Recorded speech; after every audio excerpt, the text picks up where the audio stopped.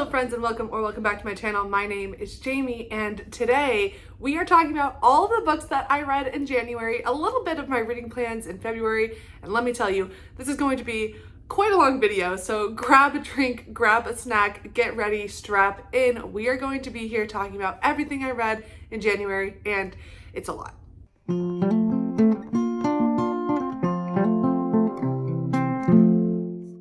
Yeah, I already know that this video is going to be very chaotic, so I'm going to break things up by timestamps down below so that you can maybe jump around if you want to, but honestly, I have a lot to talk about, so I think, there's a lot of stuff in here that I think you might want to know, so just you can jump around, but I preface that by saying there's some interesting stuff I want to talk about. I'm actually going to start with a bit of a story time, a ramble.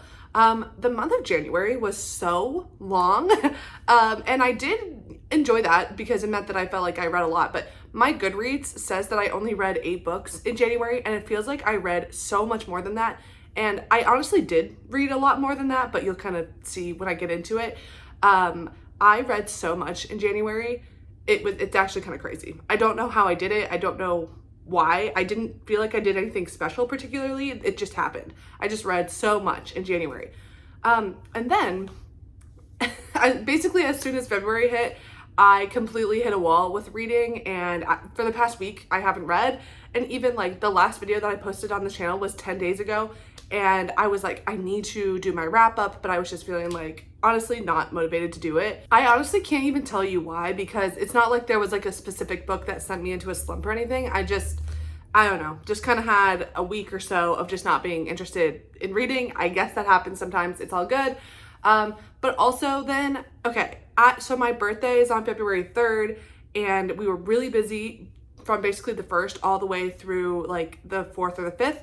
And so at that point, I just felt like, I was like, well, I can't put out this January wrap-up video because it's already after. It's like too late in February. And that's just so ridiculous. Like, that's so ridiculous because I don't think that way about other creators. So like, why am I putting that pressure on myself? And I don't know why I was doing that. And then I was thinking, like, I read some really good books in January. I read some books that I really want to talk about. And I feel like it's not fair to not, have a place for those books here on my channel. So I was like, okay, whatever, we'll just try to do it. And again, I was not feeling the motivation, partially because I knew this video was going to take a really long time to film and to edit and to talk about. And yeah, I had just kind of hit a wall. I hit a wall with motivation. I didn't want to do it. I didn't want to read. I think part of it was due to the fact that the week before I had tried starting a vlog, and I didn't like how it was going. I ended up scrapping it. Nothing felt like it was working out. So I think that was like partially adding to it as well. And then on top of that, I just didn't feel like reading, so that didn't help. I picked up a book that I intended to actually finish over the weekend and then make a video about and have that up really promptly. That didn't happen. So I was just feeling kind of like defeated at that point. And then this morning, I realized that I had not yet watched Katie Coulson's big video that she does every single year, where she rounds up the best books of the year based on booktubers, and it's this video here. If you have not watched it, you need to watch it. I watched it this morning and I realized that I was actually featured in that video, which like is just, oh my gosh, like my heart is exploding. It feels like such a momentous occasion for me as a very small booktuber to have been featured in that video. And by the way, I have noticed my subscriber count has been going up recently. So if you are new, thank you. I cannot thank you enough for being here. I'm so happy to have you here. But seeing that I actually was featured in that video, it really kicked me into high gear. I was like, okay, you know what? I am a booktuber. Let's get back to it. So that's why I am finally here today with my January wrap up. Okay, so jumping into January, I promise I will get to House of Leaves, but you're gonna have to wait a little bit because that was the last book that I finished. So, here we go. Starting out with the first book that I read in January. Now, in January, I really did not want to have a TBR. I didn't want to have a TBR. I wanted to just completely mood read. I wanted to just pick stuff up that I was just feeling in that moment. And in January, I really had this kind of itch to read fantasy. I don't know where this is coming from. I do feel like this happens every year, that in January and February, I just kind of want to read some really fantastical different stuff. I don't know why, but the first book that I actually picked up was Evocation by S.T. Gibson. This is a book that I knew absolutely nothing about before I went into it, other than I know S.T. Gibson. I've read A Diary of Blood. I liked it. I got this in one of my, if not my very last aardvark book box from 2024.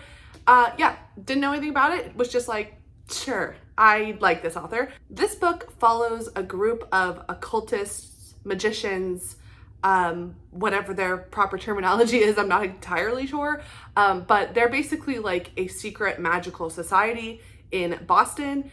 And the way that S.T. Gibson kind of sets up this world is that there is like a couple different factions of the magical world. And this is following 3 primary characters.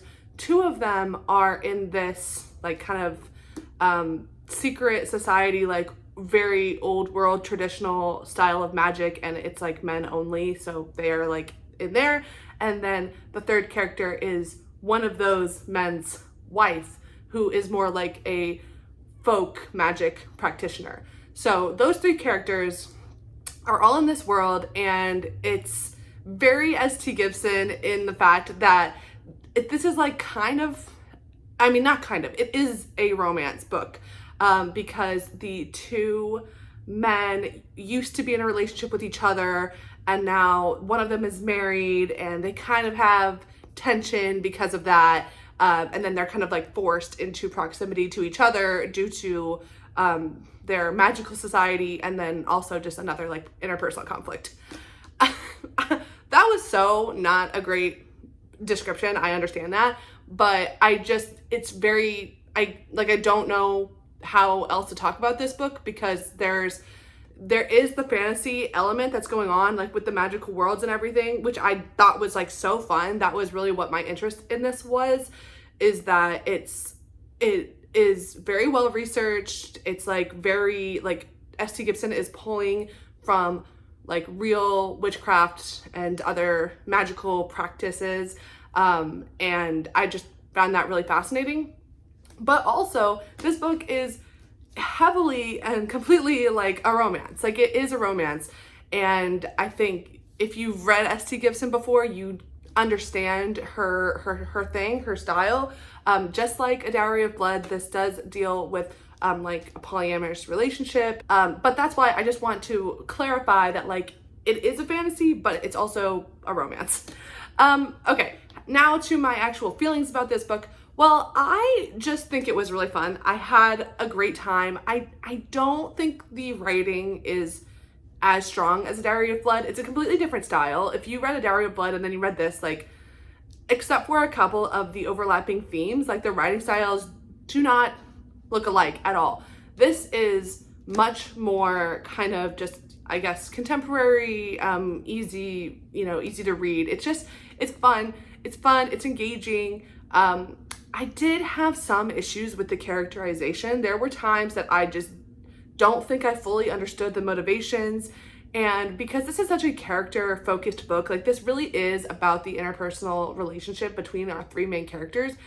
And I did feel that at times I was losing the characterization, which doesn't really make sense because it feels like you are being walked through all of their thoughts. And we each, we get 3 chapters and they're from all 3 perspectives. So it feels like there's a lot of opportunity to understand the characters, but still I felt like I was missing some crucial understanding for these characters. And then it does kind of make sense because after I finished this, I really wanted to be more in the world. And I was like, yeah, you know what? It's not a perfect book by any means, but I had a lot of fun with it. And I will be continuing on with the series, which, by the way, she said there's going to be 4 books. So that's exciting for me because it means I get to be in this world more. It's a very quick read. Like, I flew through this and I had a great time. It's not perfect by any means, but I had a good time with it. So I give this like a 3.75. So then I immediately went out and picked up the prequel, which is Odd Spirits. It's this little novella. And this is where I could talk about this in my Winterween video, but this does get a little bit confusing because Odd Spirits is a prequel to Evocation. And this was published in 2024. And this was also published in 2024, but this was published after. So, you know, I was thinking like, okay, this is like a true prequel. But then when I read this, I was like, wait, this kind of explains a lot of not only the magical world, which this actually lays it out a lot clearer, but also it gives some very critical context to the relationships in this one. Now, I mean, I read this one, I understood everything. I didn't feel like, you know, it was too drastically different, but I felt like there definitely were holes that I was not able to fill in on my own. And then this one, I felt like it just provided such crucial and critical context. And even when I was reading it, I was like, this feels like this was written like before Evocation, just because of the way, again, that she like describes the magical world and everything like that. And then I read in the acknowledgments, and it says that she actually wrote this book 7 years ago. And it was one of the first things to get published, even before A Diary of Blood. So this was actually the entry point in which S.T. Gibson herself goes into this story. This is like completely thrown in the middle of things, which I think is like a fine way to get into this story, but like I did feel like I needed more context, and this was the context. So even though I don't think it's designed to be read this way, I do think that you actually should read Odd Spirits first. I mean, this is very short. It's like barely 100 pages. And I think this provides a lot of context for what goes on in Evocation, and I would just recommend that they be read in this one first and then this one. But, you know, I read it the other way. It was fine, but I just think that for clarity's sake, you should read this one first. Regardless, like I said, I did have so much fun reading these books. I really enjoyed the characters. It has this kind of like almost like a dark academia vibe, but there's magic. And one of the characters, like the main character, he has this very like Sherlock-esque personality, like Sherlock from the BBC show, which I'm obsessed with. So he was everything to me. I love that character. And then the magic is just really fun. Like, it's fun. It is fun. I love the characters, and I will be continuing on with this series. Okay, and then I read Return to Nature, The New Science of How Natural Landscapes Restore Us by Emma Lowe. I read this on audio because I was just really feeling in the mood to read some nonfiction about nature and our society's like impact on it and our relationship to it and things like that. So that's what I was looking for. And I do find that when I go to nonfiction, I usually have like a very specific request for what I'm looking for. And sometimes it takes me a couple tries to find exactly that. But I did read this in its entirety while I listened to it. And I thought this was really nice. I mean, I kind of feel like it is a little bit simple. Like it's not going too in depth in anything, but really it is just like examining how different natural landscapes like affect the human psyche and like physically and things like that. So it will talk about how like, you know, being in a forest for, 5 minutes is like statistically more calming than like sitting in an empty room or something like that. Like, I mean, I'm completely paraphrasing there, but like it is about how like being in the natural world affects us mentally and physically. And I thought it was really nice. I thought it was well written. I thought it was like really easy to listen to. Honestly, what I did was I would listen to this book while I was out on my walks. And it did make me appreciate, nature more. Like I was really taking in my surroundings and just like hearing all of this science. It is very science-based.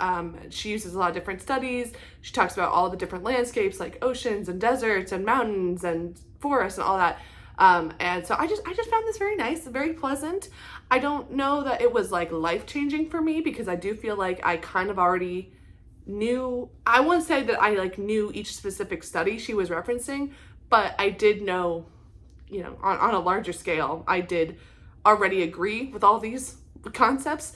So for me, it was just like a nice, easy read. And then I will not talk about this one a lot because I've already talked about it at length, but I did reread one of my favorite books of 2024. After I made my best books video, I just felt the desire to reread it. I don't know. I also did listen to this on audio. That is The Witching Year, a memoir of earnest fumbling through modern witchcraft by Diana Helmuth. Honestly, like what sparked this was reading Evocation, because this, again, like I said, it features a lot of folk magic and other forms of magic that I don't even know anything about, but it kind of like there was some overlap in like the concepts in here, and reading this just made me be like, wait, I really loved that book. I want to listen to it again. So this is why in January, I was just doing whatever the heck I wanted. I don't even reread books that often, so it's kind of rare that I get the opportunity to do that. And I just said, I want to listen to it. I just want to listen to it. And that is what I did. And I enjoyed it. Next up, I read this book as a part of my winter ween video. That is Where I End by Sophie White. This is a horror thriller type thing. And I don't know what it is, because it's not a horror or a thriller in the sense that it's very like tense and like on the edge of your seat. It has like more of a literary lean to it, but it is horror in the fact that it is disturbing and like just not a happy thing to read about, I think is what I'll say. Again, wow, I am struggling so hard to describe these books. I don't know what's wrong with me.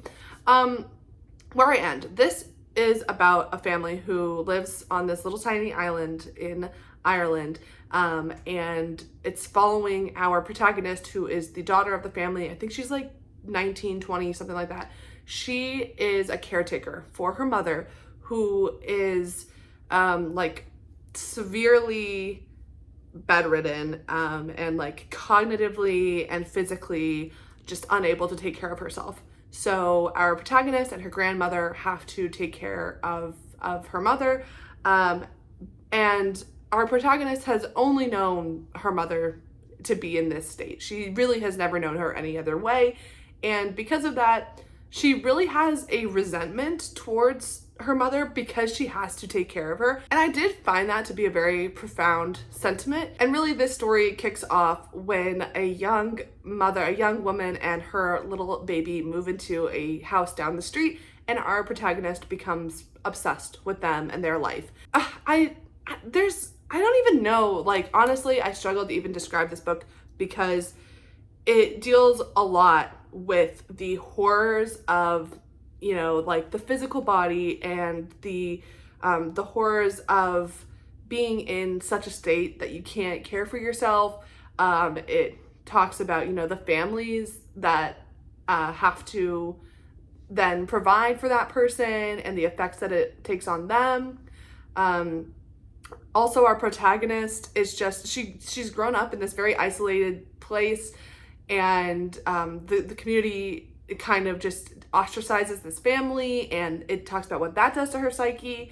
And then we have this obsession plot line as well, and it's also a lot about motherhood and her relationship to her mother and the image of a mother at all. It's just, there's a lot in here, and I did enjoy it. Like, I was interested, it kept me reading.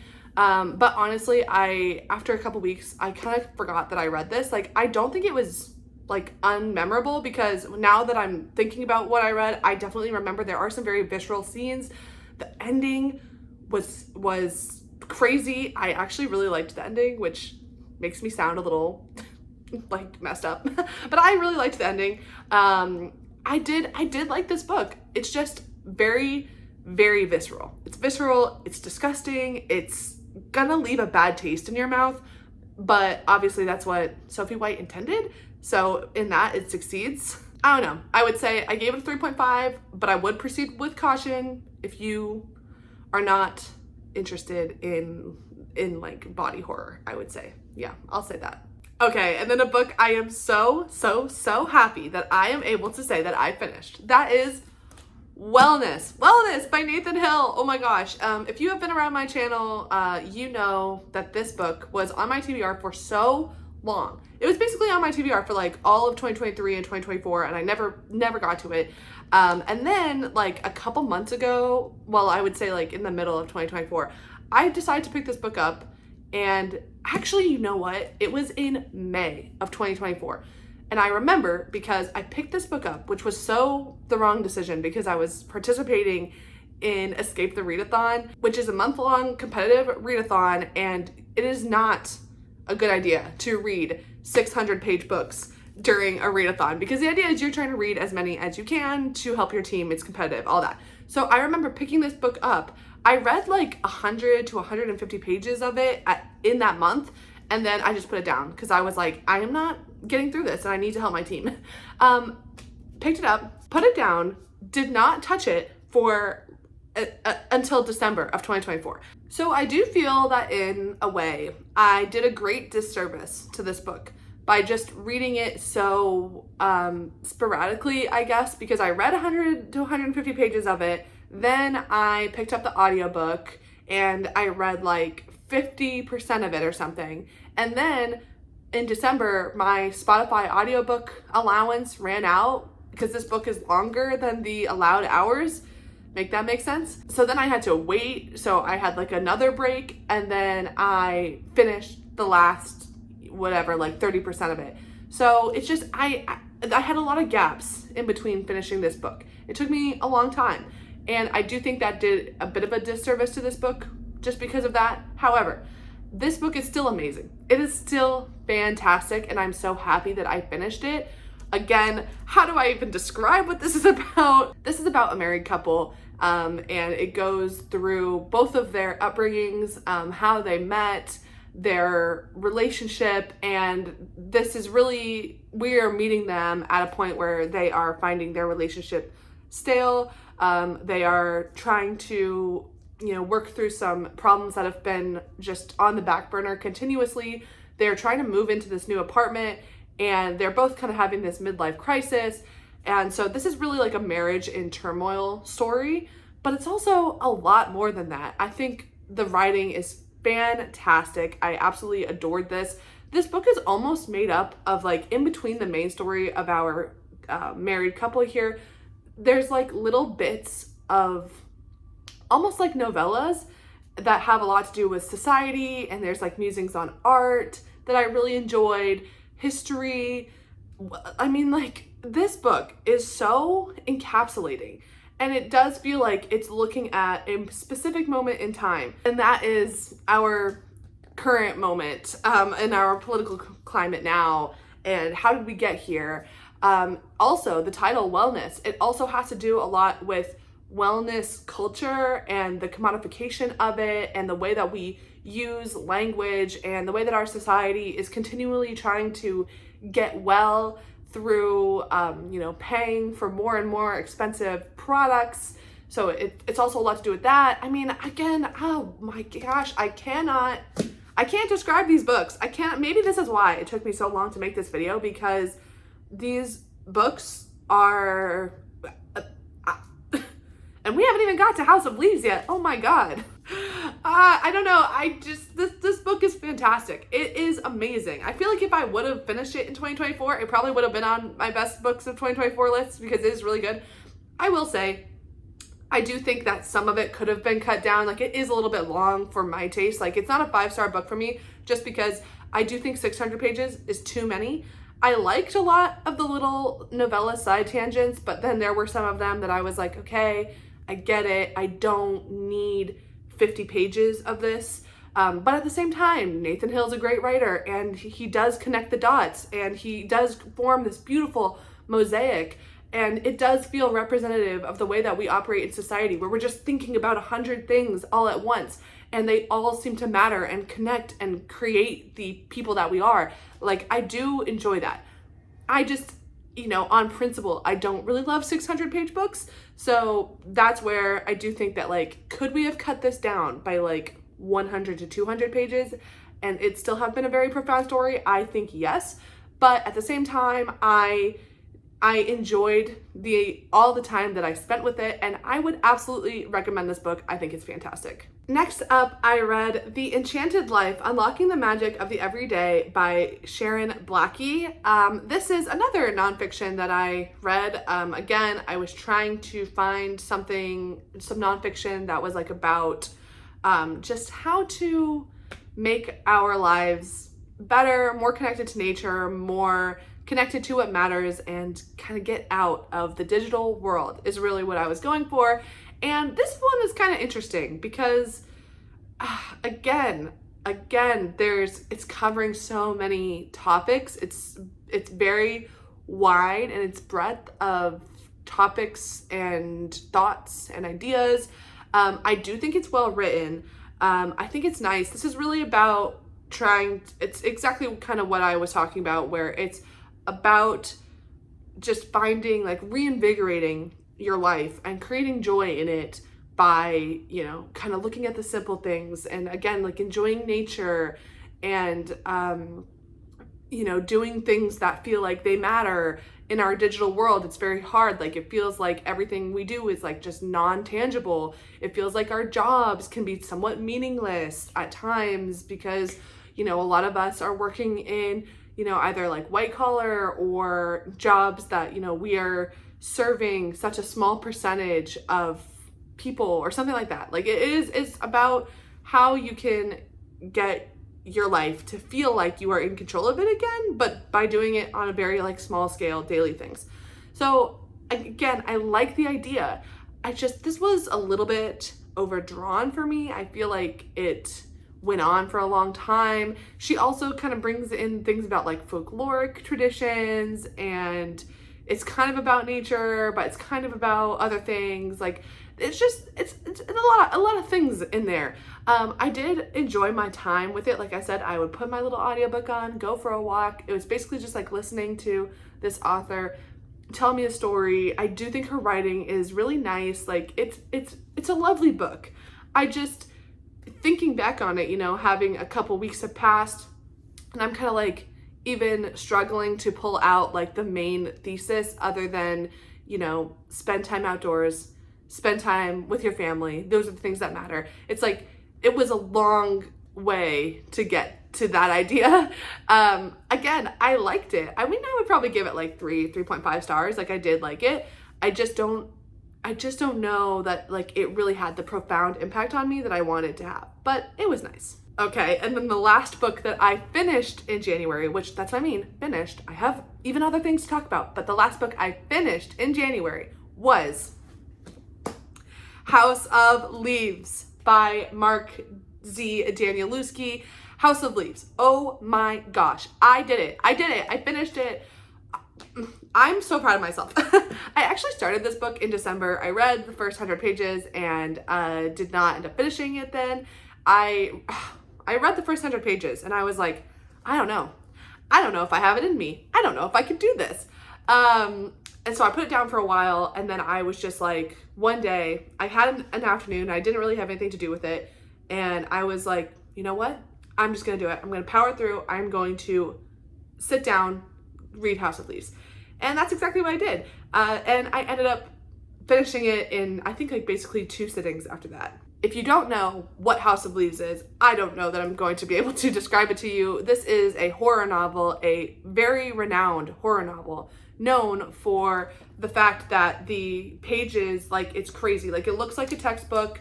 It's very mixed media. There's like footnotes and all sorts of things. Like, there's pictures, there's just, it's just a mess. And it's like as thick as a textbook. It's hundreds of pages long. And it's known for being very confusing, hard to digest. Oh my gosh, again, how do I even describe this book? It is a horror novel because this is about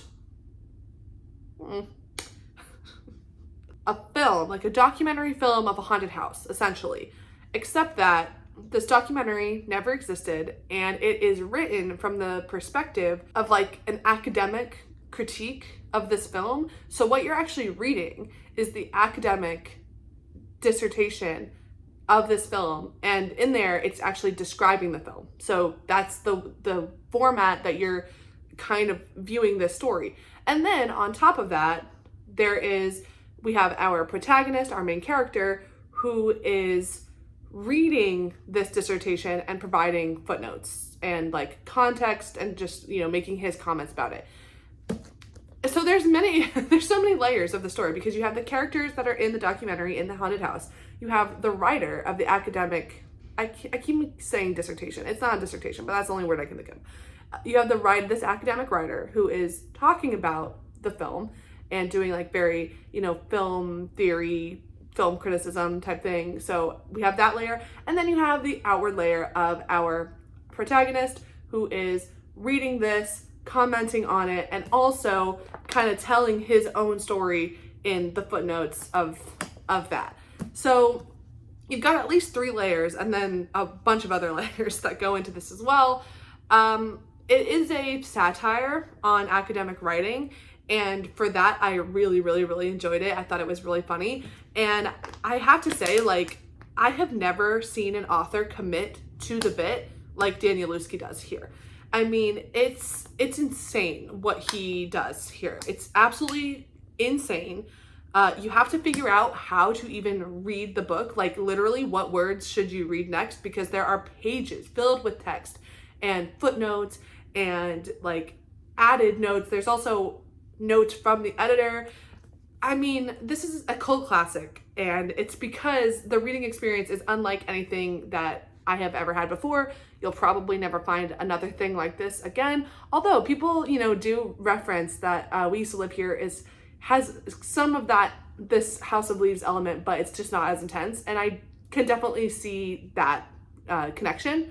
But House of Leaves is like 100 times more intense in its like commitment to the footnotes and the like brain warping and the confusion than We Used to Live Here. So what did I think of it?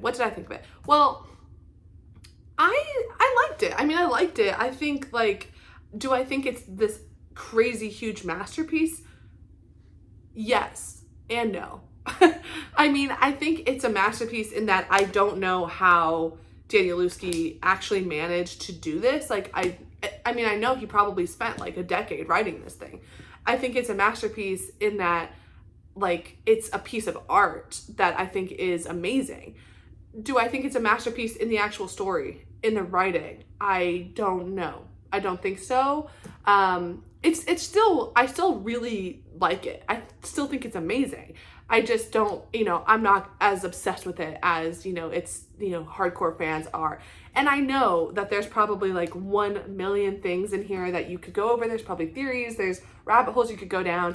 I don't know that I'm really interested in all that. I really love this just like as a piece of art, as like it's an accomplishment to have finished it, to have gotten through it. But I don't think that the story at its core is actually as memorable or, again, as like profound. Didn't leave as much of an impression as I thought. But again, it's good. It is good. Like, I would give this, like, I don't know, like a 3, I don't know, maybe 4 stars. I give it 4 stars. Like, I don't know. It's House of Leaves. Come on. It's great. It's great. It's weird. And whatever you feel about House of Leaves, I think is valid. Okay. That was so hard. This month was crazy. Now I have to talk about another reason why I felt like, even though I only finished 8 books, I felt like I read a lot more. And that is because I read 200 pages of The Secret History by Donna Tartt. Please give me a round of applause, because not only did I read and finish House of Leaves, but I also started Secret History. I mean, like, who am I? Literally, who am I? January was the month of like, we are getting things done. We are accomplishing our goals. So, I mean, I'm so proud of myself for getting to both of these books. And Secret History, honestly, like, I'm really enjoying it. I am enjoying it. I had to put it down because I needed to pick up another book, which didn't even work out, didn't even pan out. But I did get 200 pages into this. I am enjoying it. I have a lot of thoughts, but I'm going to save them for when I finish it. Yeah, I'm happy. I'm happy that I did this. It's great. I also read half of Near the Bone by Christina Henry. I talked about this in my Winter Ween video. I DNF'd it. I did not like it, but I did read half of it. Like, that's a significant chunk of reading I did. That does not even count in Goodreads. Likewise, I also read half of Little Eve by Catriona Ward. And I was actually listening to this on audiobook, and I think I'm going to DNF this, which feels really stupid to me because like it's not even that long, but on the audiobook, it felt like it was longer. I don't know. I wasn't enjoying the audiobook. I thought it was fine. And even what does kind of upset me is that like I like this book better than I liked Sundial, and I pushed all the way through Sundial. I should have DNF'd that. I did not like it. But, you know, I'm not having as bad of a time with this one as I was having with Sundial, but I know this is not going to get more than a 3, and I do love Catriona Ward. I'm still going to read her new one. I wanted to like this. It's kind of bland. I just didn't care for it. It's fine, whatever. I'm just going to DNF it at this point, even though I love this cover. I love this cover. I was only reading this to get through my Catriona Ward backlog, and the fact is that whatever. I'm not enjoying it. I'm going to DNF it. Okay, that was all of what I read in January. Let's talk a little bit about what my plans are for February. We've already been here for so long, I'm not gonna get into too much stuff. But I did want to mention that the reason that I put down Secret History was because I got in my hands one of my most anticipated reads of 2025. That is Old Soul by Susan Barker. So that's why I had to put this down and like immediately pick this up. I got like 70 pages into this, 50 pages into this. And then that's when it hit February and I just didn't have time to read, and then I didn't want to read, so I kind of put this down, but I am going to pick this back up immediately because I need to finish this so that I can get out a full dedicated review for this book. So Old Soul, not even going to tell you anything about it because I'm going to have a video about it soon. Hold me to that. Hold me to that. A couple other notes about what I'm going to be reading for the rest of the month here in February. There's a lot of books and I need to get it together. Because, first of all, I am so happy to be saying that I am participating in the BookTube Prize. Very exciting. I am going to be a judge for the BookTube Prize. So excited to be a part of this. This is my first time ever doing this, and it's mostly focused on literary fiction. If you don't know what the BookTube Prize is, I am going to link all the information down below, but anybody can join. Anyone, honestly, can. So I decided to do that. So for that, I will be reading, there's quite a few books that I have to read before March 10th in order to submit my ballot for the first round. So the first one is Praiseworthy by Alex Wright.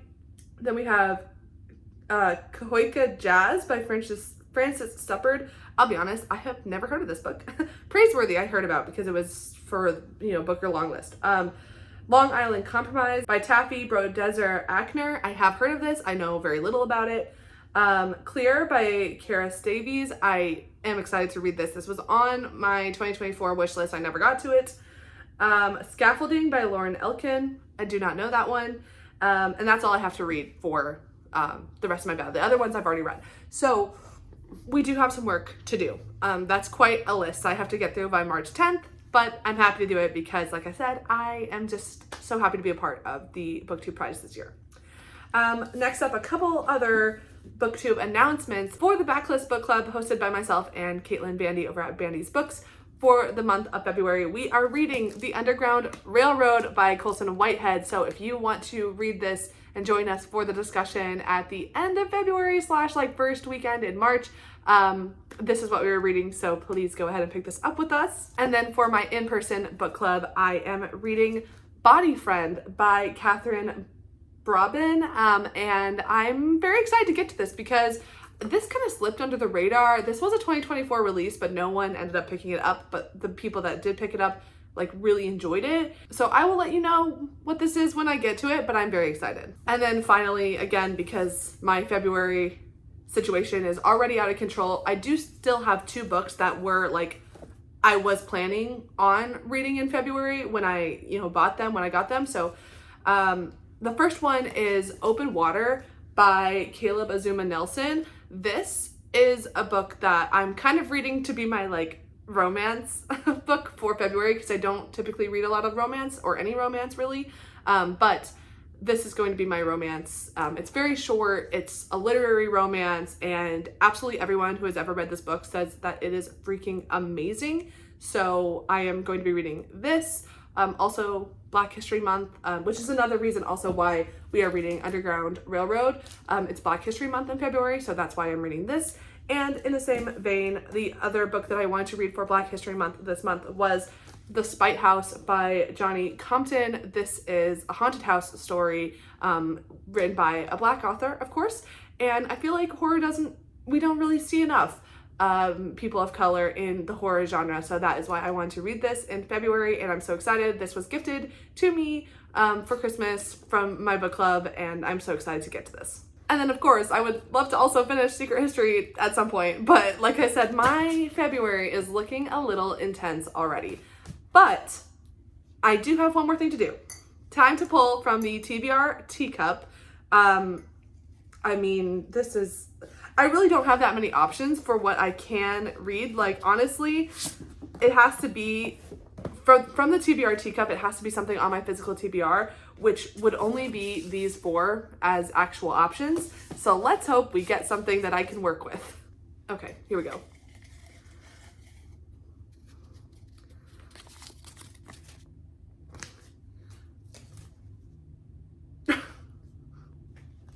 The oldest book on your TBR. Oh my gosh. That is terrible. That is the worst pull we could have gotten for this month. Okay, well, I gotta go find out what that even is. Okay, well, I'll be honest, I even struggled to find what is actually the oldest book on my TBR, something that I've been wanting to read for over 3 years. The only thing I really jumped out at me was Don't Look Now and Other Stories by Daphne du Maurier.